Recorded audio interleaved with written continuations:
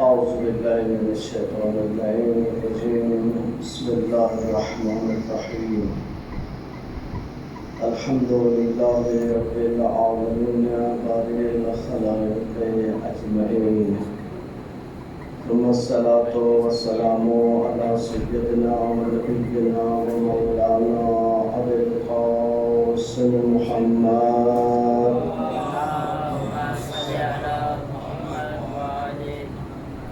وعلى آل بيته الطيبين الطاهرين المعصومين المنتجبين المنتخبين.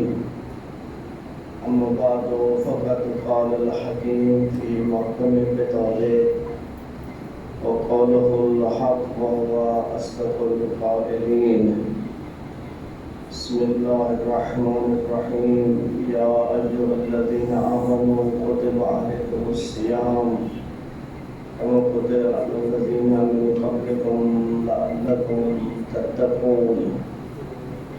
اے صاحبان ایمان، آپ پہ ماہ مبارک کے روزوں کو فرض کیا گیا، جیسا کہ سابقہ امتوں پر بھی یہ فرض تھے، اور ان کو فرض کرنے کا مقصد اور ہدف یہ ہے لعلکم تتقون، شاید آپ تقوی کی راہ پر چل پڑے۔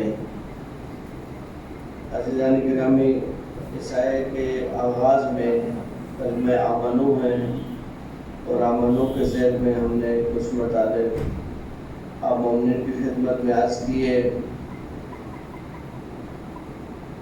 دوسری آیت مومن کی نشانیوں میں قد افلح المؤمنون الذین هم فی صلاتهم خاشعون، اس کے بعد وَهُمْ عَنِ اللَّغْوِ مُعْرِضُونَ، کہ وہ لغویات سے، بےہودگی سے منہ موڑے رہتے ہیں، بےہودگی کی طرف رخ بھی نہیں کرتے۔ یہ قرآن نے دوسری صفت، نماز گزار کے بعد دوسری صفت، مومن کی دوسری صفت یعنی خشوع و خضوع کے ساتھ نماز، اور نماز کے فوراً بعد وَهُمْ عَنِ اللَّغْوِ مُعْرِضُونَ۔ لغو کہتے کسے ہیں؟ اگر یہ سمجھ آ جائے تو پھر انسان کے لیے فیصلہ کرنا آسان ہے کہ وہ خدا نخواستہ جو ہے وہ لغویات میں ہے یا نہیں۔ عام طور پر علماء اخلاق نے جو تعبیر یا اس کا مطلب لکھا ہے، الکلام او العمل الذی لا فائدۃ فیہ، ایسی بات کرنا یا ایسا کام کرنا جس کا کوئی فائدہ نہ ہو۔ دیکھیں، بہت سے کام ہم کرتے ہیں، ہمیں فائدہ ہوتا ہے ان کا۔ آپ آگے جا کے جاب کرتے ہیں، آپ کو فائدہ ہوتا ہے اس کا آپ کو بینیفٹ ملتا ہے۔ بہت سے کام ہے دنیا میں جن کرنے کے بعد اس کا کوئی نہ کوئی انسان کو فائدہ حاصل ہوتا ہے۔ بہت سی باتیں ہوتی ہیں، بہت سے کلام ہوتے ہیں جو مفید ہوتے ہیں۔ مثلا ابھی ہم آپ سے بات کر رہے ہیں، یہ کلام ہے لیکن یہ بےمعنی کلام نہیں معذرت، یعنی ایک بامقصد گفتگو ہو رہی ہے۔ اگر گفتگو مقصد سے ہٹ جائے اور کام بے مقصد ہو جائے، بے ہدف کام، بے مقصد کام، بے مقصد گفتگو، جو اکثر و بیشتر لوگ ڈیلی بیسس پہ کرتے ہیں، یعنی اگر ہم اپنے روزانہ کی گفتگو کو ریکارڈ کریں یا سوچے دماغ میں کہ آج دن میں جتنی باتیں میں نے کی ان میں سے کتنی باتیں تھی جو میں نہیں کرتا تو کیا فرق پڑ جاتا، یہ بات اگر نہیں کی ہوتی تو کیا فرق پڑنا تھا۔ آہستہ آہستہ جب انسان اپنا محاسبہ کرنا شروع کرتا ہے، اور یہ چیزیں محاسبے کے بغیر نہیں ہوتی ہیں، صرف سوچنے سے بھی نہیں ہوتی ہے۔ مومن کے بارے میں ہے کہ وہ ہر روز اپنے نفس کا محاسبہ کرتا ہے، یعنی جب وہ بستر پہ جا کے سوتا ہے تو وہ اپنے دن بھر کے اعمال کا، دن بھر کی حرکات و سکنات کا جائزہ لیتا ہے کہ میں فائدے میں رہا یا نقصان میں رہا۔ اگر کوئی ایسے اعمال ہو جو اس کے لیے مفید نہ ہو تو اس کو استغفار کرنا ہے۔ قرآن نے مومن کی دوسری صفت کو ذکر کیا، وَهُمْ عَنِ اللَّغْوِ مُعْرِضُونَ۔ صلوات بھیجا علی بیت کی ذات۔ اللہم صلی علی محمد۔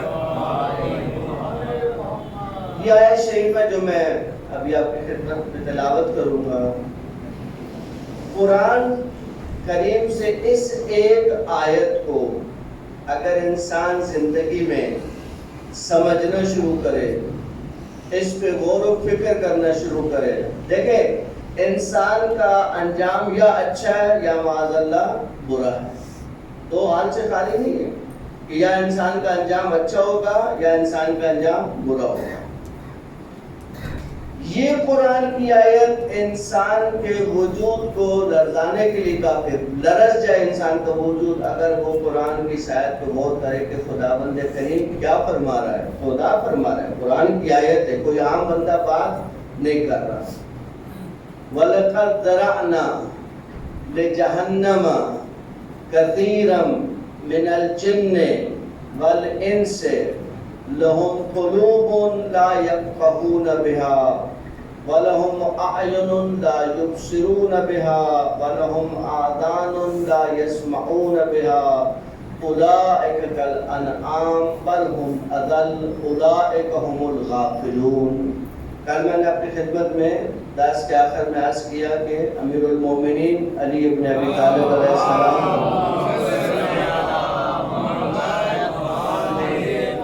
کا یہ جملہ بہت زیادہ دقت کا مطلوب ہے کہ انسان اگر حرام کام کرے، شراب پیے، تو اس کا نشہ اتر جاتا ہے وہ حرام کام، لیکن اس کے جو نشے کا اثر ہے وہ ایک محدود وقت کے لیے ہے۔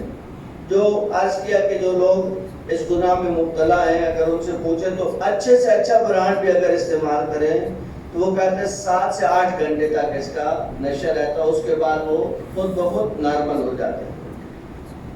لیکن مولا فرماتے ہیں شرابی کا نشہ اتر جاتا ہے لیکن غفلت کا نشہ نہیں اترتا۔ غفلت اتنی بری چیز ہے کہ اگر کسی انسان کے دامنگیر ہو جائے، اگر غفلت میں کوئی انسان پڑ جائے تو وہ نتیجہ کیا ہوتا ہے اس کا، اس کو آپ اس آیت شریفہ میں ملاحظہ کریں۔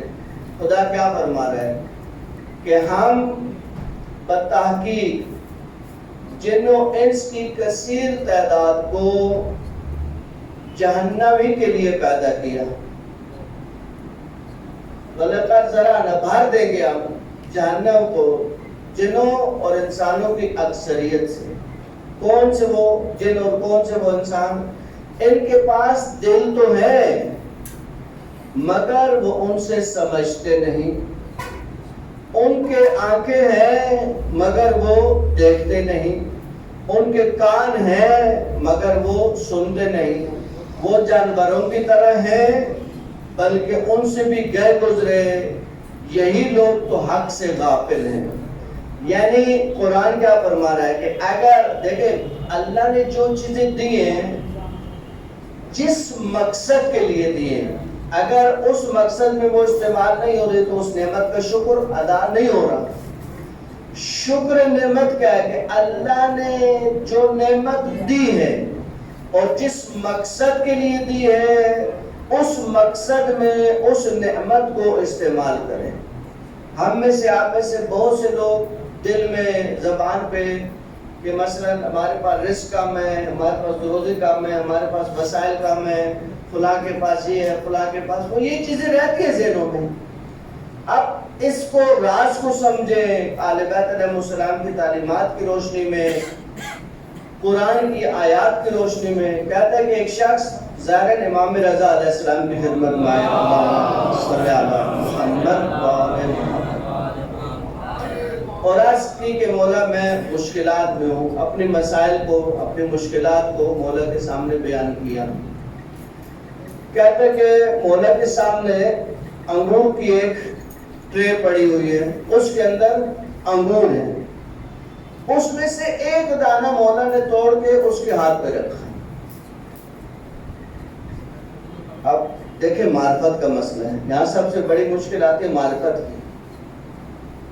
اس نے کہا مولا میں نے آپ سے عرض کی کہ میں مشکل میں ہوں، میں پریشانیوں میں ہوں، میں تکلیف میں ہوں، اور آپ مجھے انگور کا ایک دانہ۔ امام نے اس کو کچھ نہیں کہا۔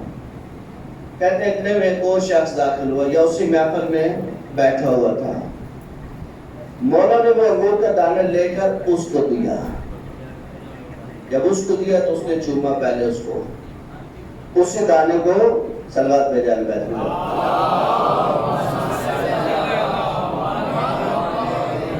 اسی دانے کو اس نے چوما پہلے، چوما اور کہا کہ مولا میں اس کو گھر لے جاؤں گا اور اس کو پانی میں ڈالوں گا، اور وہ پانی سارے اپنے اہل خانہ کو پلاؤں گا، اس لیے کہ یہ انگور ولی خدا کے دست سے مس ہو کے آیا ہے۔ امام علیہ السلام نے اب انگور کے چند دانے اور نکالے اور اس کے ہاتھ پہ رکھے۔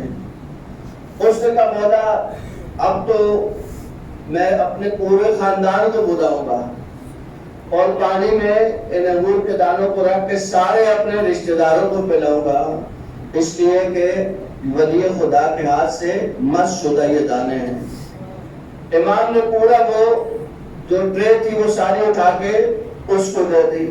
اس نے کہا اب تو اہل محلہ کو بھی بلاؤں گا اور سب کو کھلاؤں گا کہ یہ مولا کے دستے شفقت سے آئے ہیں۔ مولا نے اپنے غلام کو بلایا، کہا کہ یہ انگور کس باغ سے آئے ہیں؟ انہوں نے کہا مولا فلاں باغ سے آئے۔ کہا اس باغ کی سند لے آؤ، یعنی اس کے جو کاغذ ہے وہ لے آؤ۔ وہ سند بھی مولا نے اس کے حوالے کی۔ اب یہ پہلے والا شخص دیکھ رہا ہے جس نے مولا سے کہا تھا کہ مولا میں مشکل میں ہوں، مولا میں تکلیف میں ہوں، اور ایک دانہ امام نے اس کو عطا کیا اور اس نے اس دانے پر اعتراض کیا۔ اب یہ پھر معترض ہوا امام پر کہ مولا اس نے تو آپ سے مانگا بھی نہیں، آپ نے اس کو پہلے تھوڑا سا انگور دیا، پھر پورا ٹرے اٹھا کے دے دیا، ٹرے کے بعد جو وہ پورا باغ کا باغ اس کے حوالے کر دیا، باغ کی صنعت بھی اس کے حوالے کر دی۔ مولا نے کہا اس نے اللہ کی نعمت کا شکر ادا کیا، اس نے یہ نہیں دیکھا کہ مجھے ایک دانہ ملا ہے۔ اللہ نے کیا دیا ہے وہ ہمارے ظرف کے مطابق دیتا ہے۔ دیکھیں بہت سارے لوگوں کو اگر وافر مقدار میں پیسہ مل جائے تو وہ آپے سے باہر ہو جائیں گے، ان کے لیے پیسے سنبھالنا مشکل ہو جائے گا۔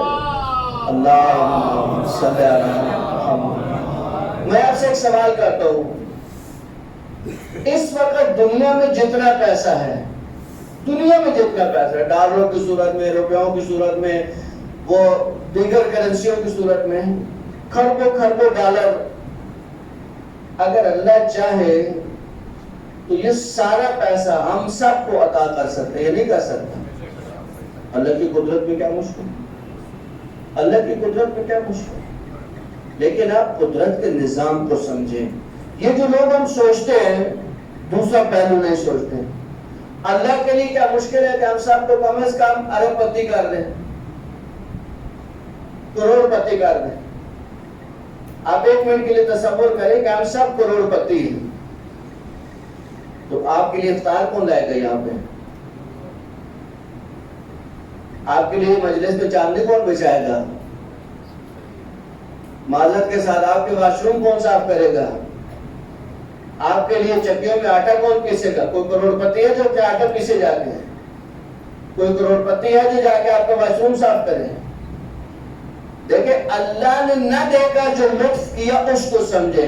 اللہ نے کم اور زیادہ دے کر اس کائنات کے نظام کو وہ چلا رہا ہے۔ اگر سب کو کروڑ پتی بنا دیتا تو سب ایک دوسرے کا منہ دیکھتے ہیں، کوئی کسی کا کام تو نہیں کرے گا، کوئی بھی کسی کا کام نہیں کرتا، کوئی کسی کا محتاج ہی نہیں ہوتا،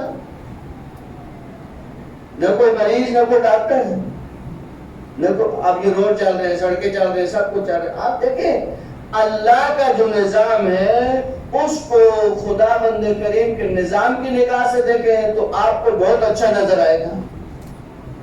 دیکھیں ہم پہ ذرا سی مصیبت آتی ہے، ذرا سی مصیبت، چھوٹی سی مصیبت،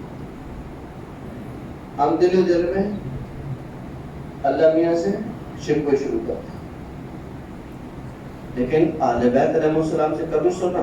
کبھی کوئی دکھا دے کہ اہل بیت علیہ السلام کے بچوں پر، کربلا کے بچوں پہ لوگوں نے تحقیق کی ہے، کہا کربلا کے بڑوں کو چھوڑے، کربلا کے بچے،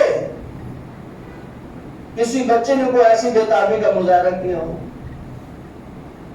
3 دن کی پیاس رہی ہے، لیکن آپ کو کوئی کمزور پہلو کربلا میں ڈھونڈنے کو بھی نہیں ملے گا۔ ابن زیاد ملعون نے جب بی بی زینب سلام اللہ علیہ پہ یہ تنزیہ جملہ کا، معذرت کے ساتھ تنزیہ جملہ کا، کیا کیا اللہ نے آپ کے بھائی کے ساتھ اور آپ کس حالت میں اس وقت؟ بی بی نے کہا دیکھو میرا بھائی تو اپنے دوستوں کے ساتھ بحث کے اعلیٰ درجوں میں پہنچ چکا ہے، اور کل جب قیامت ہوگی، بی بی کل ایسے کہہ رہی تھی جیسے ہم کہتے ہیں کل آپ سے بات کروں گا، یعنی بی بی کے لیے قیامت جیسے کل کی بات ہے۔ ابن زیاد کل جب قیامت ہوگی اور تجھے خدا کی بارگاہ میں پیش کیا جائے گا تو بتا تو اپنے مظالم کا کیا جواب دے گا؟ اگر تو اللہ کی بات کرتا ہے، ما رأیت الا جمیلا، ہم اہل بیت نے خدا سے سوائے حسن و جمال کے کچھ نہیں دیکھا۔ اہل بیت کی نگاہ چاہیے اس کائنات کو دیکھنے کے لیے۔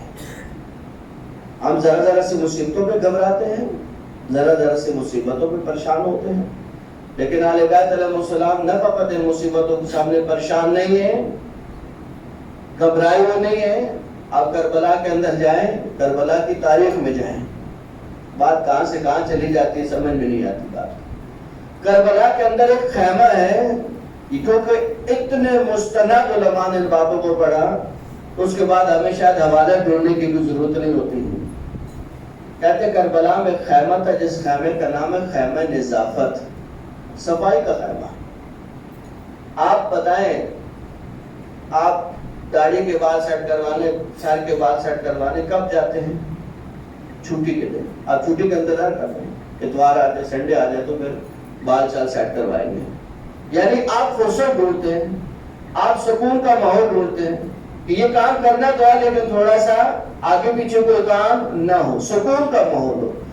علماء فرماتے ہیں کہ اہل بیت کے ساتھ چلنے والے لوگوں پر اتنا سکون تھا کہ وہ عاشور کے دن میں بیٹھ کر خیمہ نظافت میں اپنے بالوں کو سیٹ کر رہے تھے۔ یہ کیا چیز ہے؟ یہ ہے وہ سفر جو اہل بیت ہم سے کرانا چاہتے ہیں۔ یہ غفلتیں انسان کو لے ڈوبتے ہیں۔ قرآن کی صحیح آیت میں نے پڑھی، واپس پڑھ رہا ہوں، تمام مومنین اس آیت کو بار بار سنیں، بار بار قرآن کی اس آیت کی تلاوت کریں اور ماہ مبارک میں اللہ سے دعا کریں کہ اللہ کریم اہل بیت علیہ السلام کے صدقے ہمیں غافلوں میں شمار نہ فرمائیں۔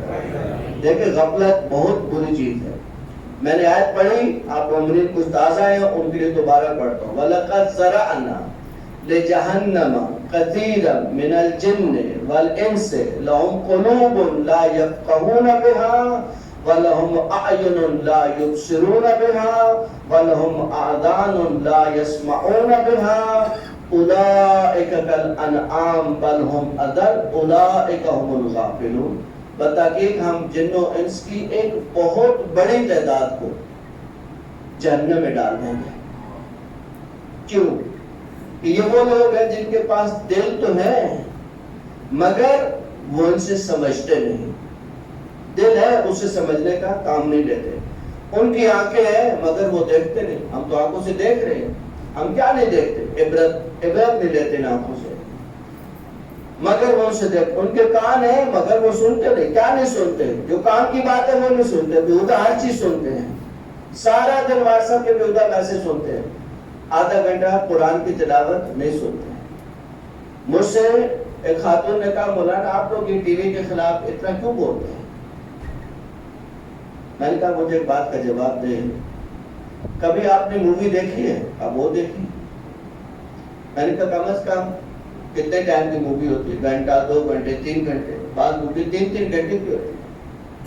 3 گھنٹے کی مووی دیکھتے ہیں، کروٹ بھی نہیں بدلتے ہیں، ایک سائڈ پہ بیٹھے پوری مووی ختم ہو گئی۔ میں نے کہا یہ منظر آپ کے ساتھ بھی پیش آیا کبھی؟ کئی بار ہوا۔ میں نے کہا اب سمجھیے کہ ہم ان چیزوں سے آپ کو کیوں روکتے ہیں۔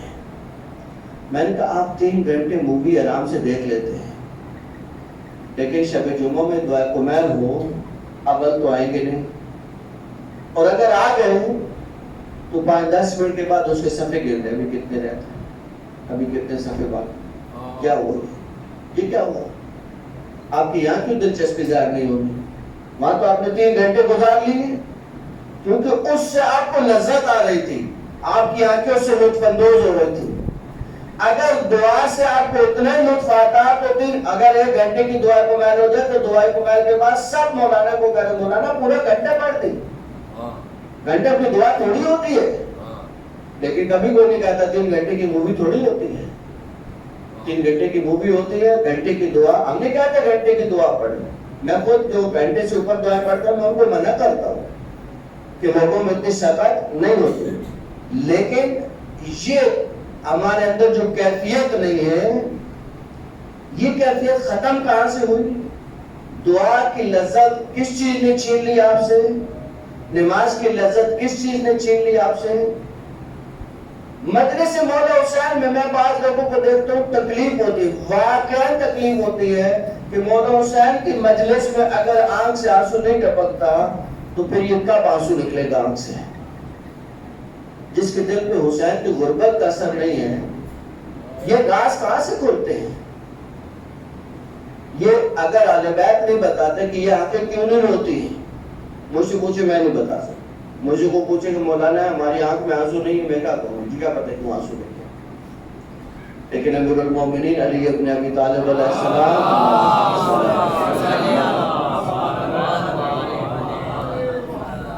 مولا فرماتا ہے کہ دل کبھی سخت نہیں ہوتے، وما قسط القلوب، دل کبھی سخت نہیں ہوتے مگر جب دل گناہوں میں بڑھ جائے، جب گناہوں کی کثرت ہو جائے۔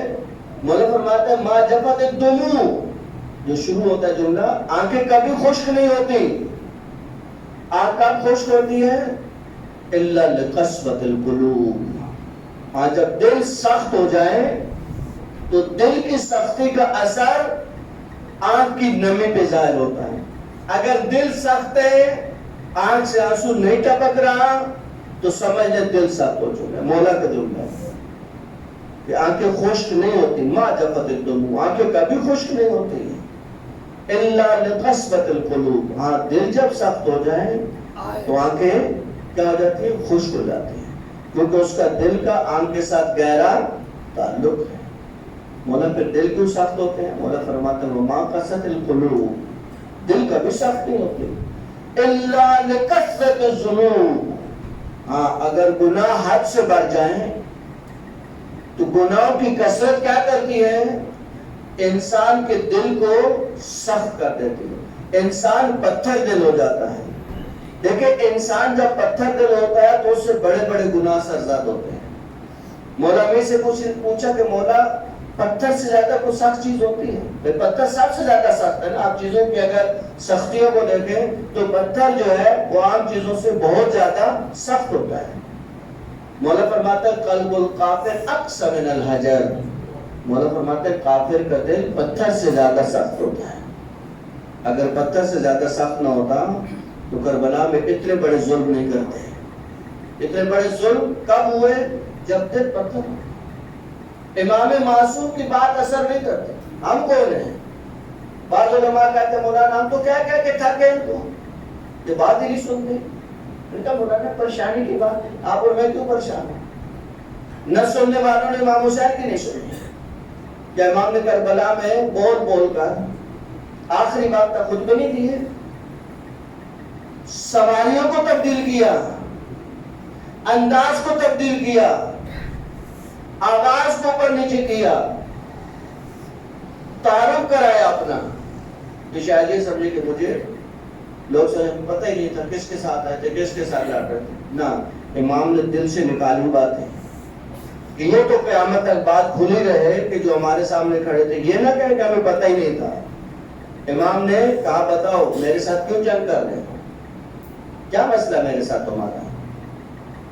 دیکھیں آج لوگ ٹی وی کے اوپر بیٹھ کے مولا علی کے نام کے اوپر اعتراض کرتے ہیں۔ مولا کمیل کو اللہ حفظ و سلامتی کے ساتھ طول عمر نصیب فرمائے. جو مولانا نے جواب دیے ہیں وہ واقعہ ان کی مولا علی کے ساتھ عشق اور محبت کی بین ثبوت ہے.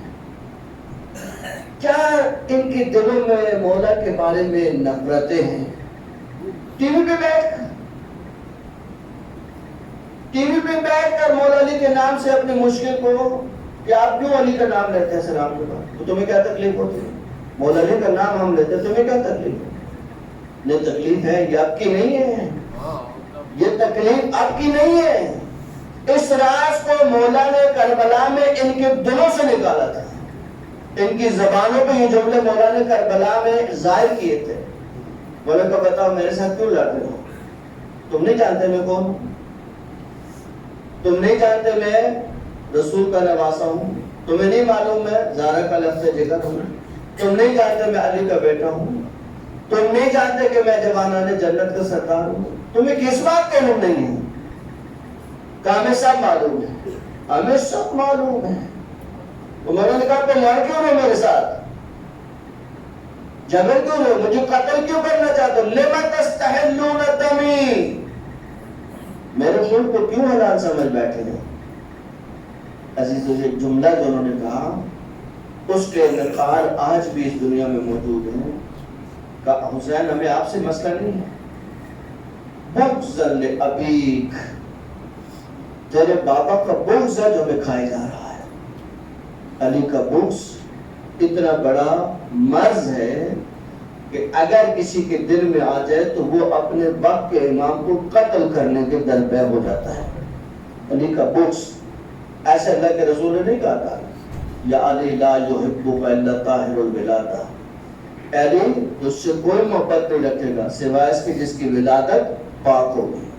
ولا یبغضک الا خبیث الولادہ، اور بغض تو اس سے وہ رکھے گا جس کی ولادت میں خباثت ہوگی. پیغمبر نے یہ راز کھولے، دنیا والوں کو بتایا.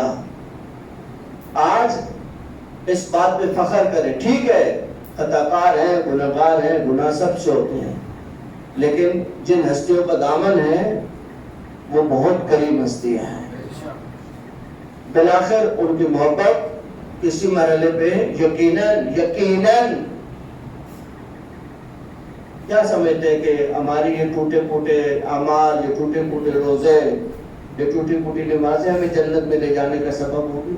نہ، سوائے اس اہل بیت کی محبت کے. اگر اہل بیت کی محبت ہو تو ان نمازوں کو بھی کوئی کام نہیں ہے. یہ نمازیں بھی ٹوٹی پھوٹی نمازیں بھی تب نمازیں ہیں، روزے تب روزے ہیں کہ ان کے اندر اہل بیت کی محبت کا عنصر شامل ہے. اگر اہل بیت کی محبت کا عنصر شامل ہو تو قرآن کی آیات ہیں، لوگ پڑھیں قرآن کی آیات کو، سمجھیں قرآن کی آیات کو. من اراد الآخرہ، جو آخرت کا ارادہ کرے، وسعی لها سعیہ، اور اس کے لیے کوشش کرے، وہ مؤمن، اس حالت میں کہ وہ مومن بھی ہو، صرف کوشش نہیں، ایمان کے ساتھ کوشش، علی کی محبت رکھ کے جو کوشش کی جائے اس کوشش کو اللہ اپنی بارگاہ میں قبول فرماتا ہے. اللہ تعالیٰ لاکھ شکر ہے کہ تو نے ہمیں اہل بیت علیہ السلام اور امیر المومنین کی ولایت سے نوازا ہے. اللہ ہمیں اس ولایت کی نعمت کا شکر بجا لانے کی توفیق نصیب فرمائے، اس ولایت کے تقاضوں کو سمجھنے کی توفیق نصیب فرمائے، اس ولایت کی نعمت کو قیامت تک ہماری نسلوں میں منتقل فرمائے. یا اللہ جوانوں کو سیرت علی اکبر، ماں بہنوں کو حیا کی چادر نصیب فرما، جو پریشان ان کے پریشانیوں کو دور فرما، جو مقروض ان کے قرض ادا فرما، جو بے اولاد ہیں ان کو اولاد نصیب فرما، جو اولاد نرینہ کی خواہش رکھتے ہیں ان کو اولاد نرینہ کی نعمت سے نواز. یا اللہ آپ پر مولا امام علیہ السلام کا جلد ظہور فرما، آقا کی خدمت میں جامع شہادت کی سعادت نصیب فرما. جو مریض ہے خصوصاً اختر زامن صاحب، دیگر مومنین حاجرہ بیگم کو شفائے کامل نصیب فرما. مرحومین سے زامن حسین ابن سے محمد بنا، احمد نسا بیگم بنت سے نذیر الحسن، سوریہ زہرا بنت سے حسین، مہر قائدہ رضوی بنت سے زامن حسین، مرتضیٰ مہدی رضوی بنت سے حسن محمد، غزالہ شجاعت بنت عباس بنت سے ظہیر عباس، سید افتاب حسین ابن سے مشتاق حسین، سوریہ بنت عبدالحسین کوکل، شیخ محمود الحسن کے مرحومین، دیگر مرحومین شہداء ملت جعفریہ، سب کو شامل کرتے ہوئے آقا عبدالرحمن خان اور فرید بابا سب کے لیے دعا کریں اور ان کی مغفرت میں دعا کریں. بسم اللہ الرحمن الرحیم، الحمد للہ رب العالمین، الرحمن الرحیم، مالک یوم الدین، إياك نعبد وإياك نستعين اهدنا الصراط المستقيم صراط الذين أنعمت عليهم بسم الله الرحمن الرحيم قل هو الله أحد الله الصمد لم يلد ولم يولد ولم يكن له كفوا أحد بسم الله الرحمن الرحيم قل هو الله أحد الله الصمد لم يلد ولم يولد بسم الله الرحمن الرحيم قل هو الله أحد الله الصمد لم يلد ولم يولد اعمال کی قبولیت کے لیے بلند اعمال کو بلندی درجات کے لیے بآواز بلند صلوات